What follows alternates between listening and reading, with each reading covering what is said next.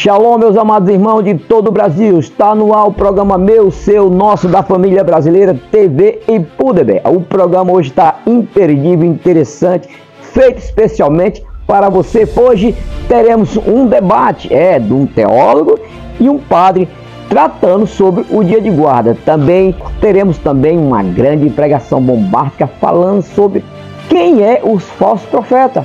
E logo após teremos música ao vivo com o cantor Enilton Alves. E sem mais delongas, roda aí a vinheta do nosso programa, produção.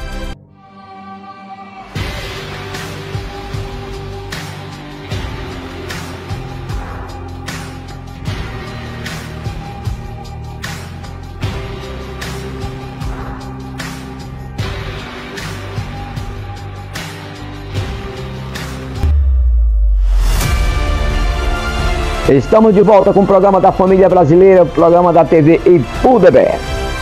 Sem mais delongas, qual é o dia certo de se guardar?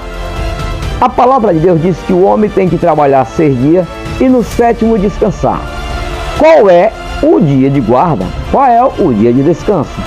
Com essas questões, essas perguntas e essas dúvidas, trouxemos um professor de teologia e um padre para dialogar a respeito deste assunto, e você que está aí do outro lado tirará as suas conclusões.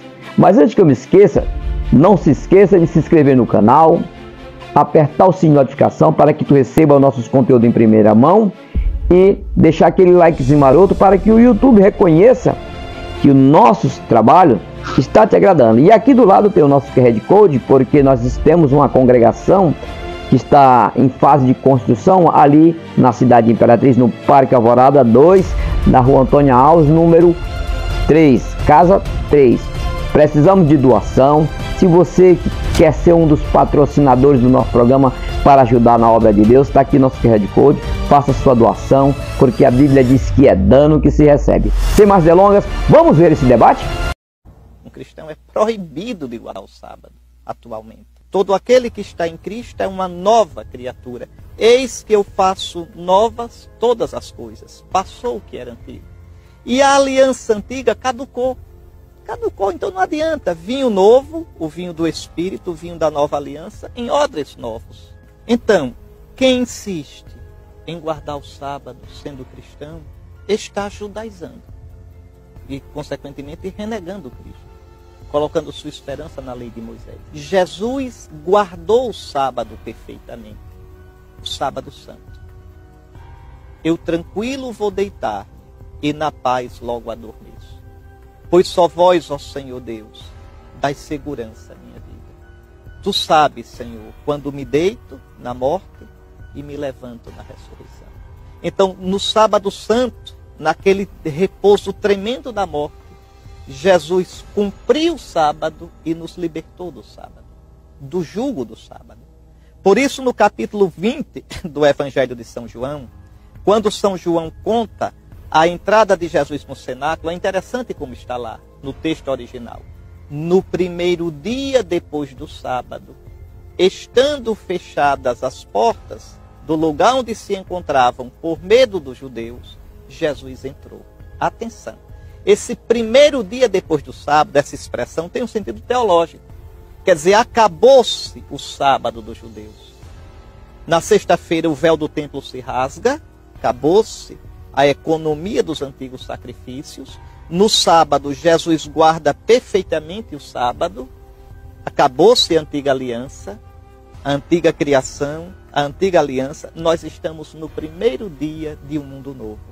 No primeiro dia depois do sábado dos judeus, Jesus entra, o novo Adão, sopra sobre os discípulos, como Deus soprou sobre o homem original, e dá o shalom, a paz esteja convosco, a paz que o pecado original rompera. Recebei o Espírito Santo, o Espírito que pairava sobre as águas. Então é uma nova criação que vai começar. E você quer guardar o sábado da antiga criação? Então se circuncide também, viu? Faça toda a dieta alimentar dos judeus e coloque a sua esperança na lei, porque aí não precisa Cristo. Apocalipse 1:10, São João diz, né? Que no dia do Senhor eu estava preso na ilha de Patmos no dia do Senhor, en Kyriake emera, em grego, dia do Senhor, que em latim dá dies domini, domingo. Então, o dia do ressuscitado é o dia do Kyrios. O dia do ressuscitado é o primeiro dia depois do sábado. Qual é o centro da nossa fé? O Antigo Testamento? A antiga criação? Veja, a antiga aliança? Ou é a ressurreição do Senhor? A Páscoa? Aqui está a questão. Colossenses 2,16. São Paulo diz que ninguém vos encha a paciência, vos torre a paciência, que ninguém vos perturbe por causa de lua nova, de sábados. Veja, que são realidades sombras do que deveria vir. A realidade é o corpo de Cristo, a realidade é a igreja, a realidade é Cristo. Nós percebemos que na nova aliança não há uma mudança de lei, mas há uma mudança na forma de se relacionar com a lei. Porque no passado eles não compreenderam devidamente isso. E aí Hebreus 8,10, citando Jeremias 31, 31 a 34, diz assim: porque esta é a aliança que firmarei com a casa de Israel depois daqueles dias, diz o Senhor. Na sua mente imprimirei as minhas leis, também no seu coração, também sobre o seu coração as inscreverei. E eu serei o seu Deus, e eles serão o meu povo. Então nós percebemos aqui uma continuidade de um estilo de vida ético, tanto para o povo do Antigo Testamento, quanto para o povo do Novo Testamento. Porque a lei agora ela é impressa no coração do ser humano. E dentro desta lei nós cremos que deve constar o sábado por algumas razões. A primeira delas, o sábado é um mandamento que nos lembra que nós não podemos viver de forma autônoma. Ele nos lembra que nós temos um Criador a quem devemos prestar contas. E é por isso que a análise da teologia do sábado tem que começar na aliança que Deus fez com Adão, na aliança adâmica e em Gênesis 2. Então Gênesis 2 diz assim, verso 2, e havendo Deus terminado no dia 7º a sua obra que fizera, descansou nesse dia toda a sua obra que tinha feito. E abençoou Deus o dia 7º e o santificou, porque nele descansou de toda a obra que como Criador fizera. Então, o sábado, primeiramente, nos mostra que não podemos agir de forma autônoma, porque fomos criados por Deus. Só que o sábado preserva também em nós o senso do sagrado. Algo que é totalmente perdido nessa nossa cultura pós-moderna e cética. E por que o sábado também mantém o senso do sagrado? Porque, de acordo com o texto, Deus abençoou e santificou o 7º dia. Então, nós percebemos que este mandamento, por nos ensinar a não vivermos de forma autônoma, porque temos um Criador, e por nos ensinar o senso do sagrado, porque Ele santificou esse dia, provando que nem todos os dias são iguais, porque senão Ele teria santificado, abençoado todos. Então nós vemos que é muito importante, sim, a observância do sábado hoje. Não como um meio de salvação. Nós não cremos na salvação pelo sábado ou salvação pelas obras, mas como resultado de um coração transformado pela graça e que não deseja ser autônomo e que deseja preservar a lembrança, o senso do sagrado. Aqui no livro de Atos nós temos muitas referências dos cristãos primitivos, décadas após a cruz, observando o sábado.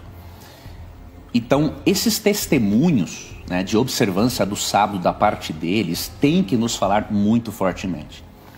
E quando nós analisamos as reuniões realizadas no primeiro dia da semana, não vemos nenhum teor de sacralidade esses dias. Existe até mesmo um argumento chamado argumento gramatical em relação a esse assunto. Por exemplo, no Novo Testamento, como que os dias da semana são nomeados? Primeiro dia após o sábado, segundo dia após o sábado, terceiro dia após o sábado. Então, os demais dias não recebem a mesma importância que o sábado no contexto do Novo Testamento. Se o exemplo apostólico mostra que décadas após a cruz eles guardaram o sábado e mais, se em Mateus 24:20 Cristo profetizou que 70 anos depois da cruz o sábado continuaria sendo guardado, mesmo que não seja esse o propósito, Ele falou assim, orai para que a vossa fuga não se dê no inverno e nem no sábado. Isso acontece 70 anos depois da cruz. Então, 70 anos depois da cruz, o domingo não era aceito pela comunidade cristã. Por que Apocalipse 1:10 não fala do domingo? Por alguns motivos. Primeiro, em Isaías 58, 13 e 14, Deus chama o sábado de meu santo dia. No livro de Ezequiel, de onde João tirou a boa parte dos símbolos do Apocalipse, o dia de observância é o sábado. Podemos ver, por exemplo, em Ezequiel capítulo 20, verso 12, que o sábado era até um sinal da santificação que o ser humano tem em Deus e não por suas próprias obras. Então alguns dizem, né, guardar o sábado é legalismo. Nada disso. Ezequiel 20, 12 é um símbolo, é um lembrete de que somos santificados por Deus e não pelo sábado em si mesmo. Jesus em Mateus 12, 8, de sorte que o Filho do Homem é Senhor do sábado, não é Senhor do domingo.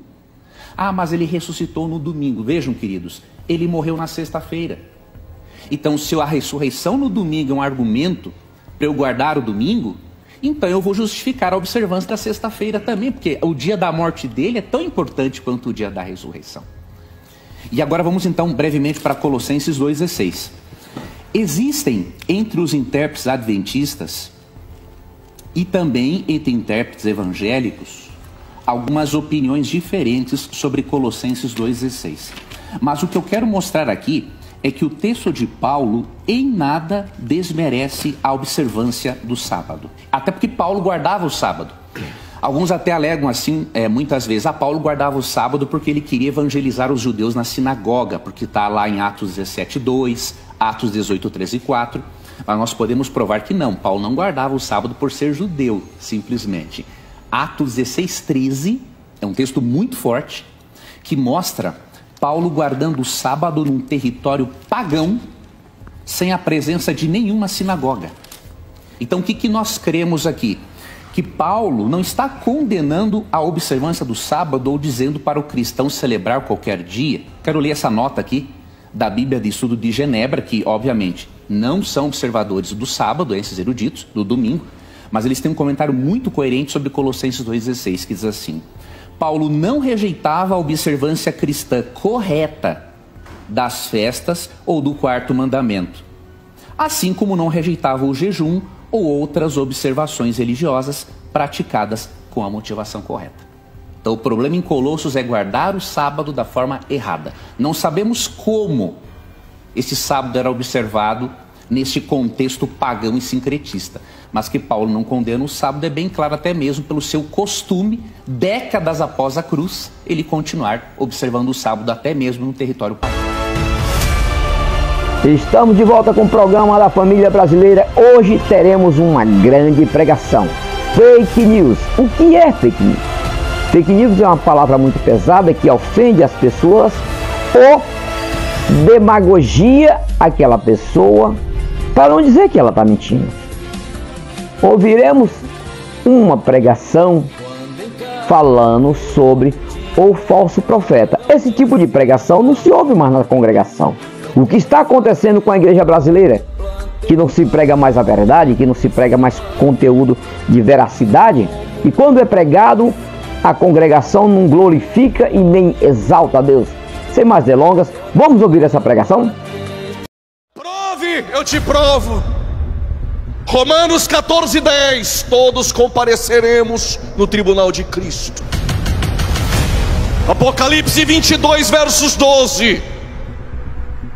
Comigo está o meu galardão, eis que venho cedo sem demora. Tem mais, tem mais.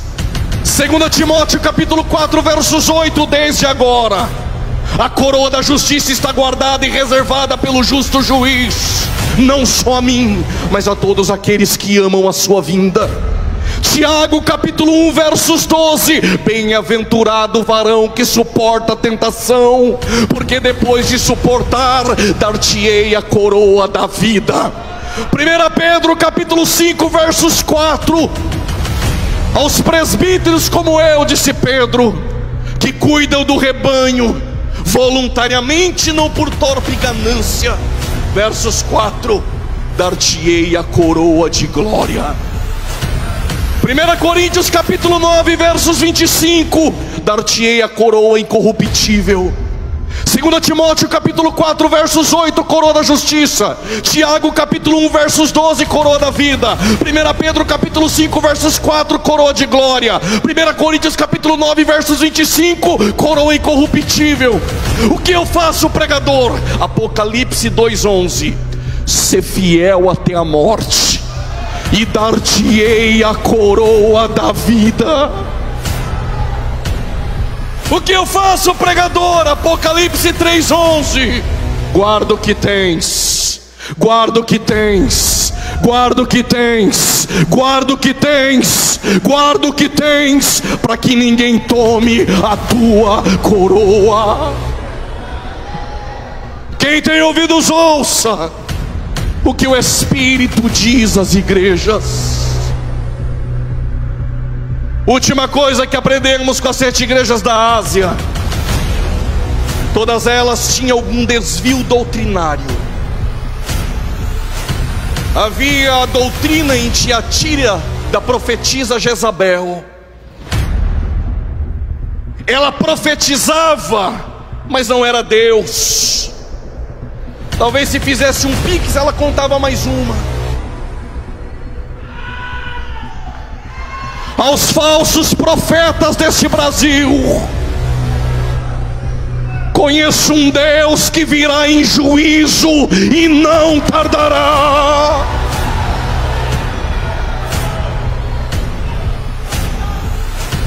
Mas havia também a doutrina dos nicolaítas. Às vezes davam até glória junto conosco, às vezes cantavam junto conosco, mas tinha uma inclinação desenfreada aos apetites carnais. Mas em Pérgamo tinha uma doutrina chamada doutrina de Balaão. Balaão fez os hebreus tropeçarem no deserto pela prostituição. Eu amo esse silêncio também. Mas em Judas capítulo 1 versos 11, existem obreiros que entraram pelo caminho de Balaão, em busca do prêmio, em busca da ganância. 2 Pedro capítulo 2, Pedro diz quem são os que fazem comércio da fé. Eles estão nas prateleiras de Balaque. Tem de 5.000, tem de 4.000, tem de 3.000, tem de 2.000. Põe a câmera aqui, por gentileza. Mas ainda tem profetas que não se venderam. Vou repetir, mas ainda tem profetas que não se venderam. Estamos de volta com o nosso programa Meu, Seu e da Família Brasileira. Agora, sem mais delongas, vamos de cantor. Temos um cantor especialmente aqui para cantar no nosso programa ao vivo. Ele irá louvar o Senhor com 2 hinos. O primeiro hino é Te Adorarei, o segundo hino traz por título Fala a Deus. São hinos poderosos, hinos maravilhosos que edificam a nossa alma. A paz do Senhor, meus amigos de todo o Brasil, um abração para você aí da cidade de Imperatriz, de todo o Brasil. Por tua morte lá na cruz, Jesus, te adorarei. Pelo sangue derramado, pelo véu que foi rasgado, te adorarei. Pelo privilégio de aqui estar, poder soltar minha voz e te louvar, poder sentir a tua presença, a total certeza da tua existência, te adorarei. Por teu Santo Espírito que habita em mim, por teu grande amor que não tem fim,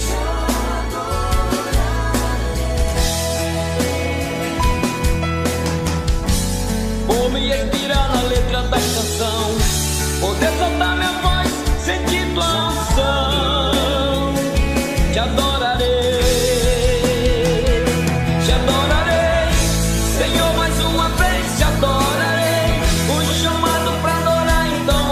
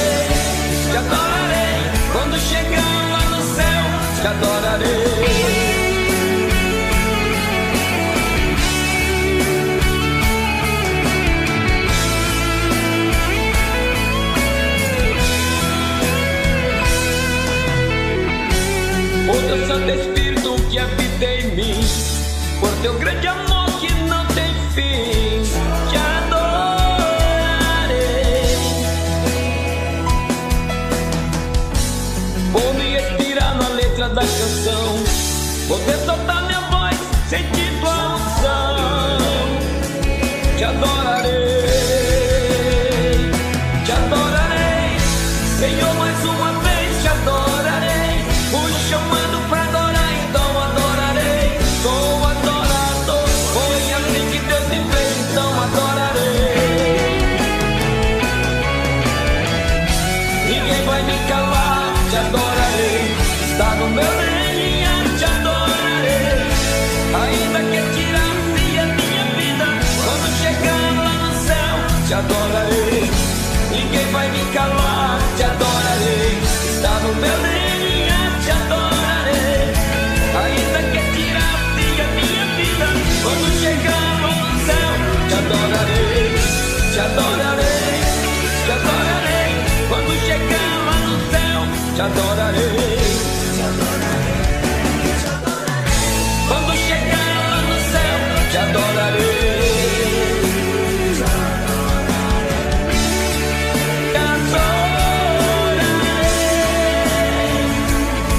Te adorarei, Senhor. Te adorarei. Muito obrigado por essa oportunidade. Em nome de Jesus. Vamos mais de música? Vamos mais um aí. Vamos lá. Deus, minha alma grita, pedindo socorro. Se estás me ouvindo, vem falar comigo. Pode ser baixinho que ouço. Quebra esse silêncio, fala comigo como antes. Só vou sair daqui quando responder com fogo. Fala, Deus, só basta uma palavra. Fala, Deus, que a história é mudada. O médico falou, o juiz já decretou. Todo mundo tá falando que não resta nada. Não importa o que eles dizem, se o Senhor não falou nada. Tem vida. Teve vida na morte de Lázaro. Teve vida na casa de Jairo. Teve vida no velório da viúva de Naim. Teve vida na morte de Lázaro. Teve vida na casa de Jairo. Teve vida no velório da viúva de Naim. Não importa o que estão falando, tem vida. Estúdio Choque. Estamos localizados na Rua Rio Grande do Norte, número 905, Centro, Imperatriz, Maranhão. Quebra esse silêncio, fala comigo como antes. Só vou sair daqui quando responder com fogo. Fala, Deus, só basta uma palavra. Fala, Deus, que a história é mudada. O médico falou, o juiz já decretou. Todo mundo tá falando que não resta nada. Não importa o que eles dizem, se o Senhor não falou nada. Tem vida. Teve vida na morte de Lázaro. Teve vida na casa de Jairo. Teve vida no velório da viúva de Naim. Teve vida na morte de Lázaro. Teve Teve vida na casa de Jairo, teve vida no velório da viúva de Naim. Não importa o que estão falando, tem vida. Não importa o que estão falando, tem vida. Tem vida.